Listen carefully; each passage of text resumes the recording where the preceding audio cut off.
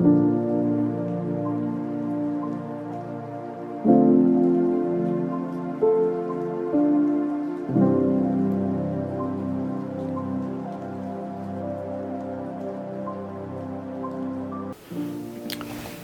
പ്രിയരെ, ഏവർക്കും എൻ്റെ നമസ്കാരം.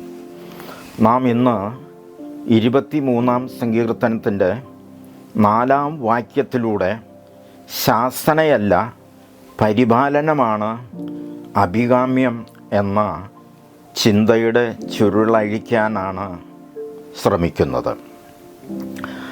ദാവീദിൻ്റെ സങ്കീർത്തനം എന്ന പേരിലാണ് 23-ാം അധ്യായം അറിയപ്പെടുന്നത്. ദാവീദ് രാജാവ് ആദ്യം ആടുകളെ മേയ്ക്കുന്ന ഇടയ ബാലനായിരുന്നു.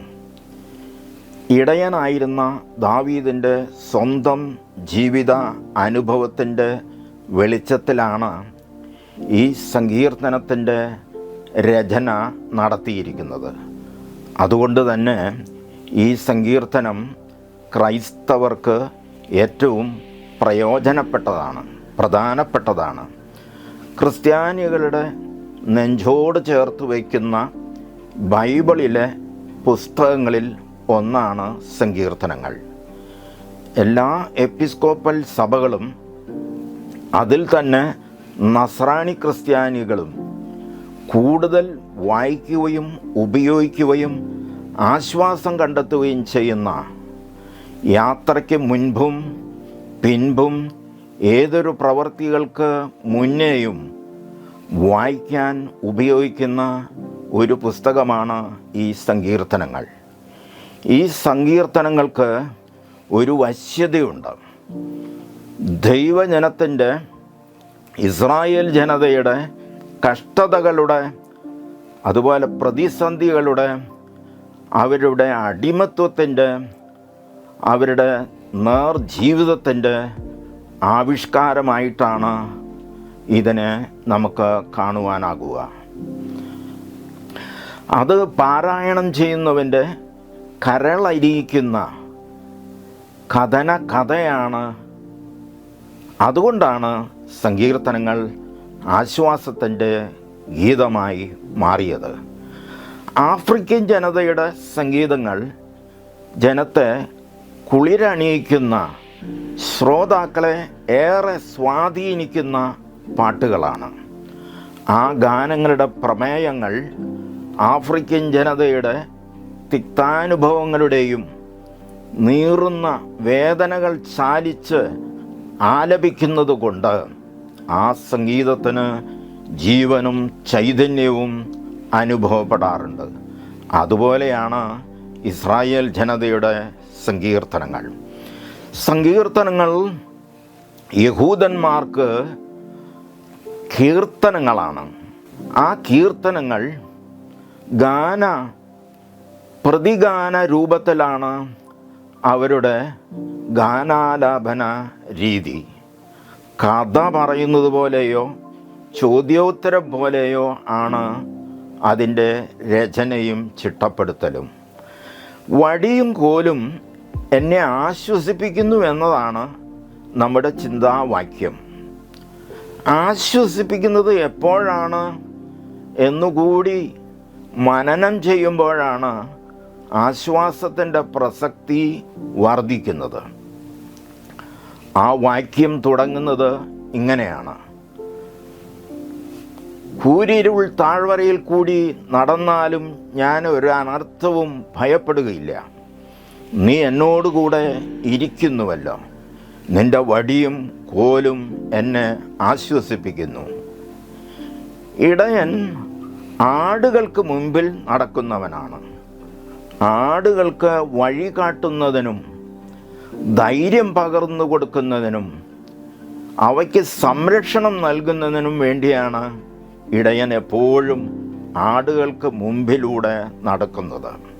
ഇടയൻ്റെ സാന്നിധ്യവും സ്വരവും ശ്രവിച്ചുകൊണ്ട് ആടുകൾ ഇടയനെ അനുഗമിക്കും. ഒരിക്കലും അവ കൂട്ടം തെറ്റി പോകുന്നതല്ല. ഇടയൻ്റെ രണ്ട് പ്രധാന ആയുധങ്ങളാണ് വടിയും കോലും. വടി നെടിയതും കോൽ കുറിയതുമാണ്.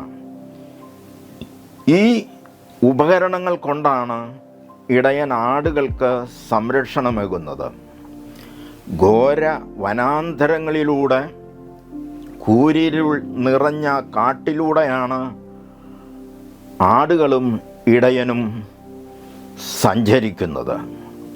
അതുകൊണ്ട് തന്നെ ആടുകൾക്ക് ഒരുപാട് ആശങ്കകളുണ്ടായേക്കാം. ആടുകളുടെ ഭയപ്പാടുകളെല്ലാം മാറ്റി ആടുകളെ നയിക്കുന്ന ഇടയൻ്റെ മനോധൈര്യം ഒരു ചങ്കൂറ്റം തന്നെയാണ്. ഈ വടിയും കോലും ആടുകളെ ഉപദ്രവിക്കാനുള്ളതല്ല എന്ന് ആദ്യമേ പറഞ്ഞുകൊള്ളട്ടെ. പിന്നെയോ സംരക്ഷിക്കാൻ മാത്രമുള്ളതാണ് എന്ന് നാം ഓർക്കേണ്ടിയിരിക്കുന്നു. ഈ വടിയും കോലും കൊണ്ട് ഇടയൻ എങ്ങനെയാണ് സംരക്ഷിക്കുന്നത് എന്ന് തുടർന്ന് നമുക്ക് പരിശോധിക്കാം. മൃഗജീവജാലങ്ങളിൽ വെച്ച് ഏറ്റവും ഭയപ്പാടുള്ള മൃഗമാണ് ആട്. ഭയത്തിൻ്റെ ആധിക്യത്താൽ ആടുകൾ ഇടയനോട് പറ്റിച്ചേർന്ന് നടക്കും. ഇടയനോട് മുട്ടിയും ഉരുമിയും നടക്കുവാൻ ആടുകൾ മത്സരിക്കുന്നത് സ്വാഭാവികം മാത്രമാണ്. ഇടയൻ്റെ സ്പർശനത്തിനു വേണ്ടി അവ കുത്തി തിരികി കയറുന്നു. അത് ആടുകളുടെ ഒരു പ്രത്യേക സ്വഭാവമാണ്. ഒരു പറ്റം ആടുകൾ കൂട്ടമായി സഞ്ചരിക്കുമ്പോൾ ഇടയൻ്റെ സ്പർശനവും തഴുകലും തലോടലും ലഭിക്കാതെ പോകുന്നത് കൊണ്ടാണ് ആടുകൾ ഇങ്ങനെ തിക്കി കയറുവാനായിട്ട് ശ്രമിക്കുന്നത്. ഇങ്ങനെ ആടുകൾ തമ്മിൽ കിടമത്സരം നടത്തുമ്പോൾ ഇടയൻ്റെ കയ്യിലെ കോൽ കൊണ്ട് ഇടയൻ ആടുകളെ തഴുകുവാനും തലോടുവാനും അവയെ സ്പർശിക്കാനും ഒക്കെ ചെയ്യുന്നത് സാധാരണമാണ്. ഇടയൻ്റെ ഈ പ്രവൃത്തി ആടുകളുടെ മനോധൈര്യം വർദ്ധിപ്പിക്കുവാൻ ഏറെ ഉതകുന്നതാണ്. ഇടയൻ്റെ സാന്നിധ്യവും സ്നേഹവും വാത്സല്യവും കരുതലുമാണ് ആ കോലിലൂടെ ആടുകൾക്ക് കരഗതമാകുന്നത്. ഇടയക്കോലുകൾ കൊണ്ട് ഇടയൻ ഒരിക്കലും ആടുകളെ തല്ലുകയോ വേദനിപ്പിക്കുകയോ ഭീഷണിപ്പെടുത്തുകയോ ഭീതിപ്പെടുത്തുകയോ ചെയ്യുവാനായിട്ട് ശ്രമിക്കുന്നതല്ല. കോൽ അധികാരത്തിൻ്റേതല്ല, പിന്നെയോ താഴ്മയുടെയും സ്നേഹത്തിൻ്റെയും സാന്ത്വനത്തിൻ്റെയും കൂടെ ഉണ്ട് എന്ന ബോധ്യപ്പെടുത്തലിൻ്റെയും അടയാളമായിട്ട് കാണുവാനായിട്ട് കഴിയും. ഇതാണ് ഇടയക്കോലിൻ്റെ പരമപ്രധാനമായ ഉപയോഗവും പ്രയോജനവും. ഇടയവർഗമാകുന്ന വൈദിക ഗണവും അജപാലന പിതാക്കന്മാരുടെ സമൂഹവും ഇടയകരങ്ങളിലെ കോലിനെ പോലെ പ്രവർത്തിക്കേണ്ടതും പെരുമാറേണ്ടതും ഇന്നിൻ്റെ ആവശ്യമാണ്. അധികാരമാകുന്ന കോൽ ചുഴറ്റുവാനോ ആഞ്ഞടിക്കുവാനോ ഉള്ളതല്ല, തലോടുവാനും കൂടെയുണ്ടെന്ന ബോധ്യപ്പെടുത്തലിനുമാണ് അവ പ്രയോജനപ്പെടുത്തേണ്ടത്. ഇടയൻ്റെ മറ്റൊരു പ്രധാന ഉപകരണമാണ് നെടിയ വടി. ഈ വടി രണ്ട് രൂപത്തിൽ നമുക്ക് കാണാനായിട്ട് കഴിയും. വടിയുടെ അഗ്രഭാഗം വളഞ്ഞതാണെങ്കിൽ മറ്റേത് വടിയുടെ അഗ്രഭാഗം കവരാകൃതിയിൽ ഉള്ളതായിരിക്കാം. ഏത് രൂപത്തിലുള്ളതാണെങ്കിലും ആടുകളുടെ സംരക്ഷണം മാത്രമാണ് ഈ വടിയുടെ ഉദ്ദേശവും ലക്ഷ്യവും. ഈ വടി ഇടയനും ആടുകൾക്കും പല വിധത്തിൽ പ്രയോജനകരമാണ്. ഇടയൻ ഈ വടി കുത്തിപ്പിടിച്ച് നടക്കുന്നത് കൊണ്ട്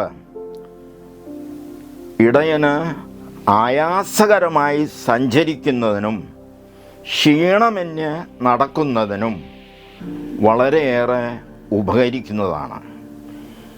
ഇടയൻ വടി നിരത്തിലൂടെ കുത്തി നടക്കുമ്പോൾ ഭൂമിയുടെ പ്രതലത്തിൽ ഒരു പ്രകമ്പനമുണ്ടാകും. ഭൂമിക്ക് ഒരു തെറുമ്പൽ അനുഭവപ്പെടും.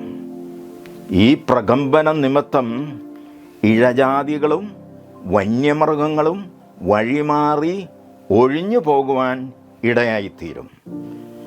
ഇത് ഇടയനും ആടുകൾക്കും ഒരുപോലെ അനുഗ്രഹപ്രദമാണ്. ഇടതൂർന്ന അടിക്കാടുകളിലൂടെ കടന്ന് പോകുമ്പോൾ കാട്ടുവള്ളികളും ചെടികളും വകഞ്ഞു മാറ്റി ആടുകൾക്ക് വഴി തെളിച്ചു കൊടുക്കുവാനും അതോടൊപ്പം വള്ളിത്തലപ്പുകളും മരച്ചില്ലകളുമെല്ലാം ഒടിച്ചിട്ട് കൊടുക്കുവാനും ഈ നെടിയ വടി വളരെ സഹായകരമാണ്. ഇടയൻ ആടുകൾക്ക് മുൻപിലൂടെ സഞ്ചരിക്കുമ്പോൾ ഈ നെടിയ വടി ഉപയോഗിച്ച് വൃക്ഷത്തലപ്പുകളും ഇലക്കമ്പുകളും നിരന്തരം ഒടിച്ചിടുന്നതുകൊണ്ട് ആടുകൾ കൂട്ടം തെറ്റാതെയും അവ തീറ്റയെടുത്തും ഇടയൻ്റെ പിന്നാലെ തന്നെ അണിയണിയായി ഗമിക്കും. ആടുകൾ ഇങ്ങനെ തിന്നും മേഞ്ഞും ഇടയനോടുകൂടെ നടക്കുമ്പോൾ അവയ്ക്ക് ഒന്നിനെക്കുറിച്ചുമുള്ള ആകുല ചിന്തകളോ ഭയപ്പാടുകളോ കൂടാതെ ഇടയനോട് ചേർന്ന് സഞ്ചരിക്കുവാൻ കഴിയുന്നത് വളരെ സന്തോഷകരമായ ആശ്വാസകരമായ ഒരു സന്ദർഭമാണ്. ഇനിയും ഈ വടി കൊണ്ട് ഉണ്ടാകുന്നത് ക്രൂര മൃഗങ്ങളിൽ നിന്നുള്ള വലിയ സംരക്ഷണമാണ് ആടുകൾക്ക് ലഭിക്കുന്നത്. അതെങ്ങനെയെന്ന് നമുക്ക് നോക്കാം. നാം പലപ്പോഴും സർക്കസ് കണ്ടിട്ടുള്ളവരാണ്. മുൻകാലങ്ങളിൽ ഈ സർക്കസുകളിൽ വന്യമൃഗങ്ങളെയും ഉപയോഗിച്ചിരുന്നു. സിംഹം, പുലി, കടുവ എന്നിവയെ അഭ്യസിപ്പിച്ച് അവയുടെ അഭ്യാസ പ്രകടനങ്ങൾ നടത്തിയിരുന്നത് കൊണ്ട് ഈ സർക്കസ് കമ്പനികൾക്ക് വലിയ വരുമാന മാർഗം ഉണ്ടായിരുന്നു. ആദ്യം സർക്കസ് ജീവനക്കാർ ഒരു വലിയ ഇരുമ്പ് വലയം തീർക്കും. ഈ വലയവും മൃഗക്കൂടുകളും തമ്മിൽ ബന്ധിപ്പിക്കുന്ന ഇരുമ്പ് ഗ്രിൽ കൊണ്ടുള്ള ഒരു വഴിത്താരയും അവർ ഉണ്ടാക്കും. ഈ ഗ്രിൽ വഴിത്താരയിലൂടെയാണ് മൃഗങ്ങളെ റിങ്ങിലേക്ക് പ്രവേശിപ്പിക്കുക. ഈ റിങ്ങിനുള്ളിൽ വെള്ള ഷർട്ടും വെള്ള പാൻറ്റും ധരിച്ച് ഒരു റിംഗ് മാസ്റ്റർ ഉണ്ടാകും. അദ്ദേഹമാണ് ഈ മൃഗങ്ങളെ കൊണ്ട് അഭ്യസനം നടത്തുന്നത്. ഈ റിംഗ് മാസ്റ്ററുടെ കയ്യിൽ 2 ആയുധങ്ങളുണ്ടാകും. വലത് കയ്യിൽ ഒരു വലിയ ചാട്ടവാർ, മറ്റേ കയ്യിൽ ഒരു നീളം കൂടിയ വടി. ഈ ഉപകരണങ്ങൾ കൊണ്ടാണ് ഈ മൃഗങ്ങളെ റിംഗ് മാസ്റ്റർ നിയന്ത്രിക്കുന്നത്. റിംഗ് മാസ്റ്ററുടെ ആജ്ഞകൾ അനുസരിക്കാതെ അവ ഗർജിച്ചും ചീറിയും അടുത്തു വരുമ്പോൾ വലിയ വടി മൃഗത്തിൻ്റെ വായിൽ കുത്തി തിരുകി അവയെ അകറ്റി നിർത്തുകയും അതോടൊപ്പം തന്നെ വലത് കൈയിലുള്ള ചാട്ടവാർ ചുഴറ്റി അവയെ പ്രഹരിക്കുകയും ചെയ്യും. അങ്ങനെ ഈ മൃഗങ്ങളെ ഒതുക്കുകയും അനുസരിപ്പിക്കുകയും അഭ്യാസ പ്രകടനങ്ങൾ നടത്തുകയും ചെയ്യും. ഈ ദൃശ്യം നാം നിശബ്ദരായി ശ്വാസം പോലും അടക്കി പിടിച്ച് കാണാറുണ്ട്. ഇതുപോലെ ഇടയൻ്റെ വടിയും കോലും കൊണ്ട് ആടുകളെ ഫലപ്രദമായി സംരക്ഷിക്കുവാൻ ഇടയൻ ഉപയോഗിക്കാറുണ്ട്. ഇതുപോലെയുള്ള പ്രയോഗങ്ങളും സംരക്ഷണവും ഇടയന്മാരുടെ അസാമാന്യ ധൈര്യവും കരുത്തും എന്നതിനേക്കാൾ ഉപരി ആടുകളോടുള്ള സ്നേഹവും പ്രതിബദ്ധതയുമാണ് പ്രകടമാക്കുന്നത്. ഇടയ കരങ്ങളിലെ വടിയും കോലും ആടുകളെ ചട്ടം പഠിപ്പിക്കുന്നതിനോ ഉപദ്രവിക്കുന്നതിനോ ഉള്ള ഉപകരണങ്ങൾ അല്ല, മറിച്ച് ആടുകളുടെ സംരക്ഷണത്തിനും ഉപകാരത്തിനും മാത്രമാണ് അവ ഉപയോഗിക്കുന്നത്. ഈ വിചാരധാരയിലൂടെ നമുക്കും കടന്നു പോകുവാനും ജീവിക്കുവാനും ഉതകട്ടെ എന്ന് പ്രാർത്ഥിക്കുകയും ആശംസിക്കുകയും ചെയ്യുന്നതോടൊപ്പം ദൈവത്തിന് നന്ദിയും സ്തുതിയും സ്തോത്രവും അർപ്പിക്കുന്നു. ദൈവം നമ്മെ ഏവരെയും സമൃദ്ധമായി അനുഗ്രഹിക്കുകയും ചെയ്യുമാറാകട്ടെ. ആമേൻ.